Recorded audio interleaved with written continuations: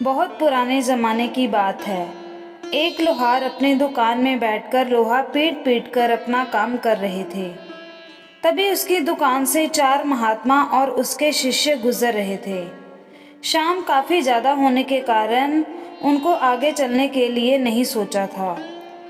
उन्होंने लोहार के दुकान में गए और कहा कि क्या मुझे आज रात के लिए यहाँ रहने की व्यवस्था हो सकती है। उसके बाद लोहार कहता है कि ये कोई पूछने की बात है, आप जैसे महात्माओं को शरण देने और हमें आपके मेहमान नवाजी करने का मौका दो बहुत ही किस्मत वालों को मिलता है। उसके बाद लोहार ने महात्मा जी के ठहरने की पूरी अच्छी सी व्यवस्था की, उनका अच्छे से मेहमान नवाजी की और उसके बाद उनका पूरे आने जाने की थकान के कारण होने वाले सभी प्रकार के दवाइयों का भी निवारण किया। जब महात्मा लोहार के यहाँ जाने लगा तो महात्मा जी बहुत खुश हुए थे कि उसकी मेहमान नवाजी को देखकर। महात्मा और उसके शिष्य जाने की तैयारी कर रहे थे। उसके बाद महात्मा लोहार के पास आता है और कहता है कि तुम्हें 3 वरदान मैं दे सकता हूँ, बताओ तुम्हें क्या चाहिए। ये बात सुनकर लोहार काफ़ी ज़्यादा खुश हो जाता है। कहता है कि मैं तो ऐसी चीज़ें मांग लूँगा जैसे मुझे बहुत ज़्यादा ज़रूरत होती है। वह बहुत सोचने लगा था और फिर कहता कि मुझे 100 वर्ष की आयु तक जीने के लिए चाहिए है।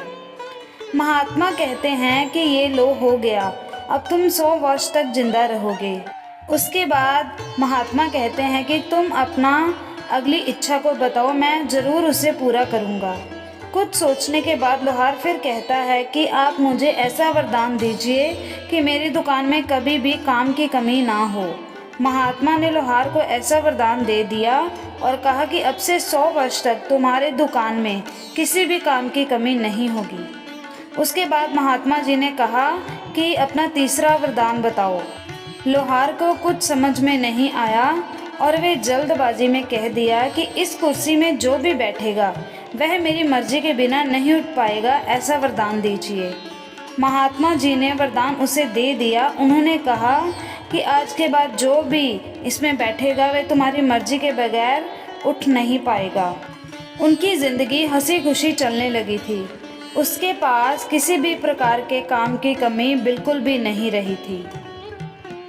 उसके बाद वह बहुत दिनों तक जवान रहा, लेकिन उसके सभी साथी मर गए थे और कुछ बूढ़े हो गए थे और कुछ मरने ही वाले थे। लेकिन लोहार को अभी तक कुछ भी नहीं हुआ था, क्योंकि लोहार को महात्मा जी ने 100 वर्ष जीने का वरदान जो दिया था।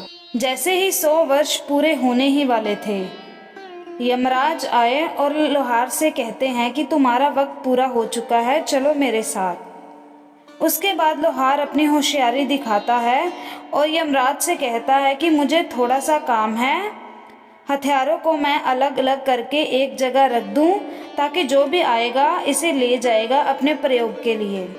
उसके बाद लोहार यमराज से कहता है कि आप कुर्सी पर बैठे 2 मिनट में मैं अपना काम पूरा कर लेता हूँ, मैं फिर आपके साथ चलने के लिए तैयार रहूँगा। जैसे ही महात्मा जी की वरदान दी गई कुर्सी पर यमराज जी बैठते हैं, लोहार बहुत ज़्यादा खुश हो जाता है। वह बहुत ज़्यादा ज़ोरों से हंसने लगता है और कहता है कि आप मेरी मर्ज़ी के बगैर तो उठ नहीं पाएंगे, तुम मुझे मेरी मृत्यु तक कैसे लेकर जाओगे। उसके बाद लोहार वहाँ से चला जाता है और खुशी खुशी अपने घर में जाकर पार्टी करने के बारे में सोचता है। लोहार पार्टी में मुर्गे को काटने के लिए मुर्गे को खोजता है। जैसे ही वह मुर्गे को काटता है, मुर्गा कटकर तुरंत वापस जुट जाता है, क्योंकि यमराज जी को तो उन्होंने वहाँ पर बैठाकर कैद करके रखा था। इस कारण से पूरी दुनिया में किसी की भी मृत्यु उस वक्त नहीं हो रही थी। फिर उसके बाद लोहार ने एक बकरी बुलाई और कहा चलो इस बकरे के मीट से आज हम पार्टी करेंगे। फिर उन्होंने जैसे ही बकरे को काटने की कोशिश की, बकरा नहीं कटता है और वापस जुट जाता है और फिर वहाँ से भाग जाता है। उसके बाद लोहार सोचता है कि इस दुनिया में तो किसी की भी मृत्यु होनी नामुमकिन है। लोहार को मरने की बिल्कुल भी इच्छा नहीं थी। उसने सोचा चलो मैं दाल चावल और प्राकृतिक चीज़ें खाकर ही गुजारा कर लूँगा। फिर उसने चावल, दाल और प्राकृतिक चीज़ें खाना शुरू कर दिया था। यमराज जी को उस कुर्सी पर बैठे करीब करीब 1 साल बीत गए थे।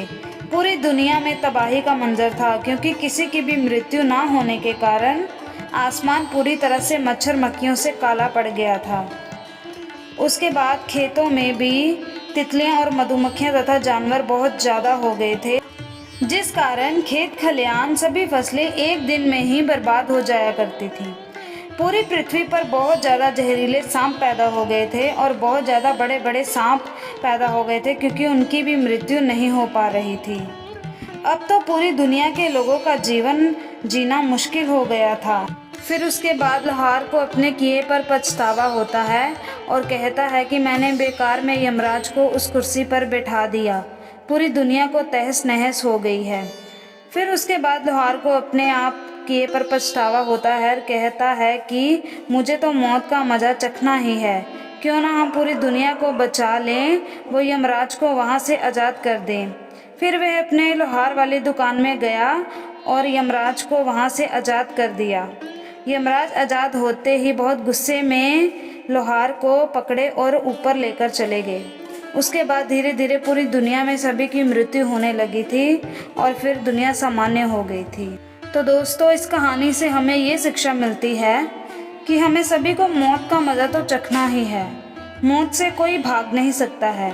किसी की भी मृत्यु कभी भी किसी भी वक्त हो सकती है, इसलिए कोई भी ज़्यादा अपने घमंड को बढ़ावा ना करे और मनुष्य के काम आने का प्रबंध करे। तो दोस्तों, अगर आपको ये वीडियो अच्छी लगी हो, वीडियो को लाइक करें, चैनल को सब्सक्राइब करें और ज़्यादा से ज़्यादा शेयर करें।